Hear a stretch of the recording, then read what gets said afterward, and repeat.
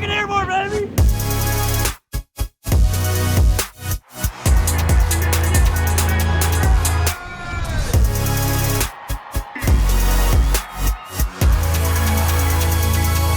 In the heart of arenas across the country, you'll find a place where horsepower meets determination and adrenaline takes center stage. Welcome to the 2023-24 Arena Cross Championship. Here, the pursuit of greatness will collide with aggression, unwavering grit, and a relentless will to win. This season isn't just a competition, it's a battle, forged by fearless riders willing to push the limits of their bodies and their machines. Grit is the currency of this arena, traded in every turn, every jump, and every drop of the gate. The aggression on display isn't just a show, it's a testament to the hunger that fuels these riders. In the crucible of the Arena Cross Championship, pressure forges champions. Get ready for a season that will redefine grit, aggression, and the pursuit of victory. The 2023-24 Arena Cross Championship, where legends are born and the pressure to become the top rider will leave some riders on the top step and others in the dirt. One of these riders, new to the scene and hungry to learn, Crockett Myers, an up-and-coming rookie ready to try his skill at reaching the top step of the podium. Crockett Myers, I'm 20 years old and I'm from Navasota, Texas. Started riding when I was about 5 years old and pretty much just took off from there. Did a couple local races and tried out for Loretta's when I was about 7 and didn't end up making it. So we tried again the next year and made my first Loretta's in 2012. So Crockett was always attracted to anything motorized, whether it was a lawnmower or John Deere Gator or a tractor or whatever, and even to the point where you would just look out there and he'd be driving the John Deere Gator at 3 years old, can't even see over the steering wheel, or the tractor would go by and you couldn't even see a driver and he's driving it, you know, things like that. I always wanted to do it, but probably around 2015 I signed a factory Suzuki contract, and that's when I knew like I kind of had a chance to take it as far as I wanted to, you know. So Crockett Myers, first time Arena Cross, younger guy, comes out, his starts are incredible. He just has to keep it together the whole season, which I think he will, and I think when you're not used to Arena Cross, you're not used to the style of racing and the mindset you have to have, it kind of takes a little bit to jump into it. I think once he starts to realize, okay, I gotta be more aggressive, I gotta think, you can't make a mistake on that small of a track. So he has his starts already, he has great starts. And then I think if he just puts it all together, mentally, training, everything, then he'll definitely be one to watch this year. For this round for sure would be getting into the main would be a solid goal. I want to beat them all about the same. Like, I think they're all beatable. Peters is obviously really good, and Bitterman and those guys, but they're not aliens. They're beatable for sure. So I think I need to work up and believe that I'm just as good as those guys and learn to go battle with those guys.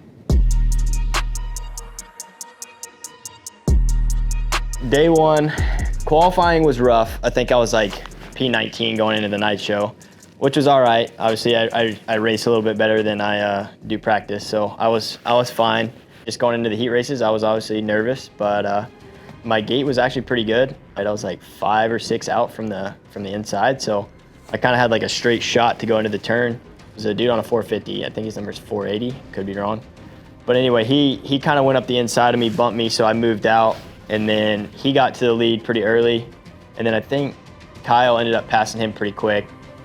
But there was a couple people in front of me, but all I know is I like lashed onto him. I wanted to stay as close as possible, and the guy on the 450 kept making some mistakes. When I was behind him, I'm like, dude, I'm way better than this guy. Like, I don't know why I'm like pacing myself off of him. So like, I was like put into go mode and ran him back down, and then he made a mistake, passed him, and then I didn't catch Peters, but he didn't really pull me anywhere. So it was a good feeling to kind of be close to him and see what he was doing. It was a pretty mellow heat race for the most part, but I put myself in a good spot to qualify in, so it was good.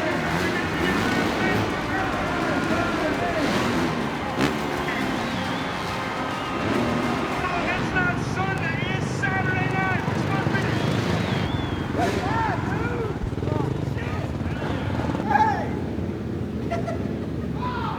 Yeah! I'm going f***ing airborne, baby! First f***ing day, man! Fuck! Let's start with Holy shit.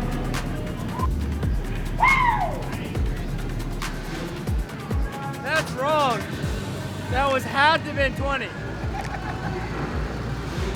I'm not like tired, but I'm like, did I catch it? Oh. Hey Ron, I told you if I got to start, you would not go catch it. Look at that shit, run it back. Not really, I love you, hey Ron, and we're cool. Totally made me talking that. I was like, I didn't have a whole lot of expectations. I mean, there were some heavy guys in there. I mean, A-Rod was in that class, or that heat. Kyle Peters was in that heat. And Isaiah Clark was in that heat. And then, of course, Crockett and several other guys. So I didn't have a whole lot of expectations. And if I'm being super frank, I didn't necessarily think that we would actually get into the main from that particular way. I thought we might have to race a little bit, you know, to make that happen. When I stepped away from the gate, I could kind of see in Crockett's eyes, and then I walked to the side of the gate just to check some things that we do, and I noticed that he was actually doing it. And so anyways, when I stepped back from the side of the gate, I could see some things that I was pretty certain that we might leave the gate pretty decent. And as soon as the gate dropped, I saw a little green fender stick its nose out, and I knew he made a few shifts and we were good. At that point, I was trying to figure out how many laps or how long we were out there or whatever, just because it seemed like time stood still once we had a position to transfer. So I don't know how long it was, but I think it's 5 minutes, but it seemed like forever.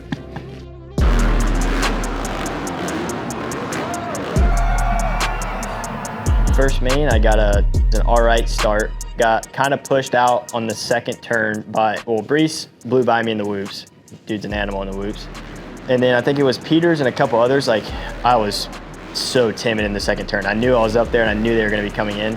So I kind of got clipped going into the second turn, went over the berm, ran over all the tough blocks, and was dead last, came back to ninth.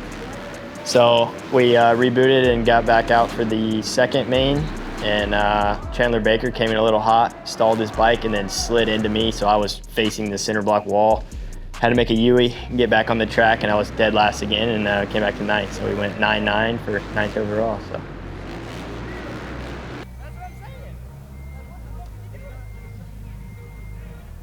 I think once I can really figure out the flow of a track and get in the groove and hit the race pace, I think they're gonna get a shock here shortly. So speed will come around. Start's already good.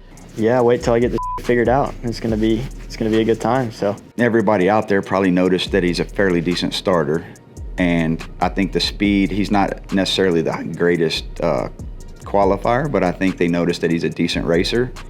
I think somebody somewhere is paying attention. I mean, we've had a few conversations, so he might have turned a few heads just by being in the game.